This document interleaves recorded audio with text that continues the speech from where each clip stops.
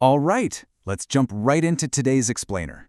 We're looking at a fascinating, really impactful piece of source material, all about fatherhood. And it takes us on quite a journey, starting with some pretty alarming societal statistics, moving into an ancient anchor of faith, and finally giving us some incredibly practical, everyday guidance. So here's our roadmap for this explainer. We'll cover the missing father crisis, look at Jacob's staff of faith, do some soul-searching for fathers, and wrap up with 7 axioms for dads. Let's get into it. Starting with Section 1, the missing father crisis, really looking at the cultural distortion and vacuum of modern fatherhood. The source text hits the ground running by confronting a massive issue, the physical and spiritual absence of fathers today. You know, even though we've had official holidays like Father's Day on the calendar since 1972 in places like the US, the author poses this deafening, almost uncomfortable question: where are all the fathers? And they aren't just talking about a physical body in the house. The source really challenges us to reflect on the spiritual absence and the responsibilities that have just vanished. And the sociological data they bring up is harsh. I mean, the text shows how a fatherless home directly exposes kids to 10 major crises. Just looking at these numbers, we're talking about a 4 times greater risk of poverty and double the infant mortality rate. The data also links this absence to a higher likelihood of ending up in prison, increased abuse, and way more drug and alcohol abuse. Plus, there's a 2 times higher chance of childhood obesity and dropping out of school, alongside impaired mental health across the board. The source draws a very clear line here. Losing that family intactness is a primary driver behind massive societal issues. And to put that urgency into perspective, the research highlights this specific, glaring number: 7 times.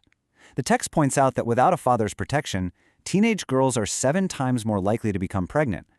The author suggests this happens because vulnerable young people inevitably seek out a distorted sense of love somewhere else when that fundamental, rock-solid security is missing at home. It's not just a religious viewpoint either. Even prominent secular psychologists see this foundational need. The source brings in Sigmund Freud, who famously said, "I cannot think of any need in childhood as strong as the need for a father's protection." The author uses this specific insight to really hammer home that a father's shoulder is quite literally a child's most secure reliance. It's completely indispensable. So, what's causing this shift? Well, the text contrasts modern cultural attitudes with a traditional, biblical call. The argument here is that we're living in a society where people are constantly, loudly demanding their rights and privileges, but kind of just ignoring their personal responsibilities. The source even goes as far as claiming that certain radical social policies have actively tried to marginalize the dad's role, pushing society away from the ideal of the intact family. Moving on to Section 2, Jacob's Staff of Faith, exploring a biblical anchor in a chaotic sea. While the text argues that secular culture is fracturing over this whole idea of fatherhood, it actually presents the biblical story of Jacob and Joseph as this unshakable anchor. It's all about faith inheritance. Look at the picture painted in Hebrews 11:21. Jacob was 147 years old, frail, at the very end of a hard 130-year journey of wandering, yet he rallies whatever strength he has left on his deathbed just to bless his grandchildren. The author uses this powerful moment to show that a true spiritual father's ultimate goal isn't hoarding earthly wealth, it's about passing down a living faith and witnessing God's salvation. Now, here's a really fascinating historical parallel the author draws. Back in ancient navigation, sailors used an instrument called the cross staff, which was actually known historically as Jacob's staff.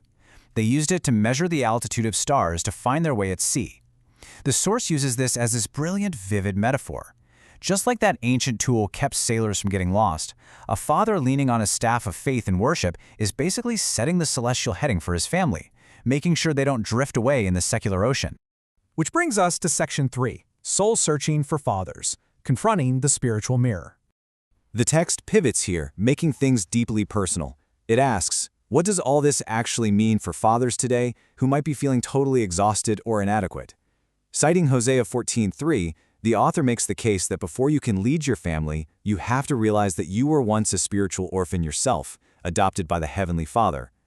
The core idea is that you absolutely have to find compassion in Him first before you can truly develop the capacity to love and lead anyone else.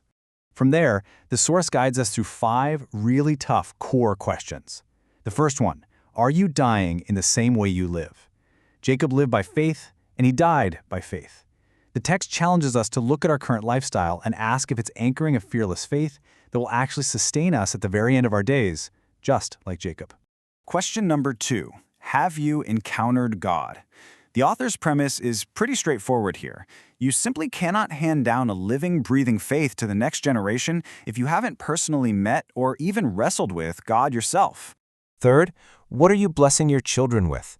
The text really prompts you to take a hard look at what you're leaving behind. Is it just fleeting worldly wealth and social status, or is it the incredibly precious legacy of a God who has shepherded you through every harm in life?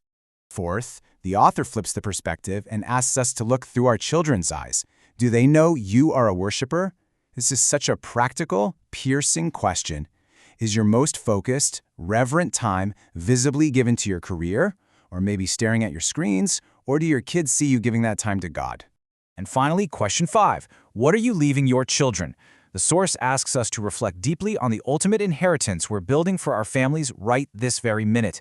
Are you building a legacy of enduring faith, or just temporary earthly ties that will eventually fade? All right, our final segment, Section 4, 7 Axioms for Dads, Daily Actionable Practices for Fatherhood. Taking both the cultural crisis and the biblical standard we just talked about, the text synthesizes everything into 7 practical, everyday axioms for dads. Number 1, I am a dad. The source presents this as your most sacred identity. 2, dad is the most important role.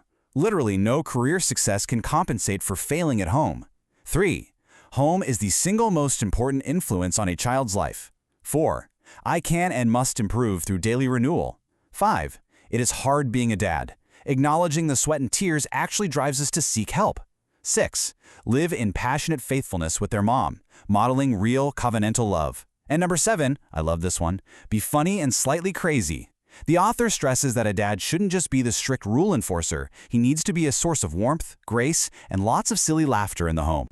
The source material actually included this beautifully simple piece of Father's Day art drawn by a community member, and you can visibly see the affection captured in this drawing.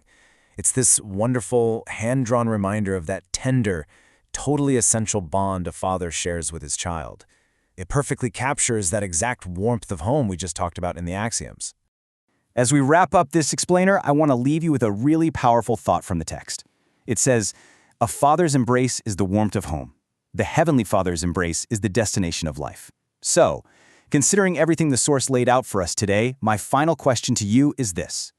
Will you pick up your staff of faith today, lean on it, and intentionally lead your family toward that ultimate heavenly destination?